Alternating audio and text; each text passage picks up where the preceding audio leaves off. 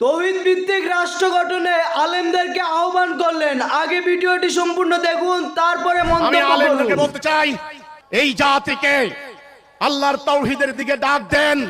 মানুষের তৈরি এই ব্যবস্থাকে প্রত্যাখ্যান করে রাষ্ট্রীয় জীবনে, জাতীয় জীবনে আল্লাহর কোরআনের উপরে ভিত্তি করা, আল্লাহর বিধানের উপরে ভিত্তি করা একটা রাষ্ট্র ব্যবস্থা কায়েমের পক্ষে আপনারা জনমত গড়ে তুলুন।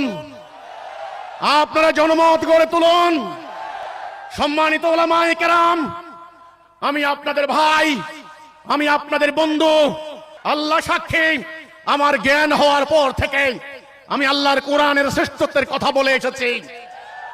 আপনাদের সম্মিলিত শক্তি, আপনাদের সম্মিলিত অর্থ, আপনাদের জ্ঞান, যেই জ্ঞান আপনারা মাদ্রাসায় নিয়েছেন, ওই জ্ঞানকে দিয়ে অন্তত একবারের জন্য আল্লাহর বিধান কায়েমের জন্য এই 18 কোটি মানুষকে আপনারা অনুপ্রাণিত করুন।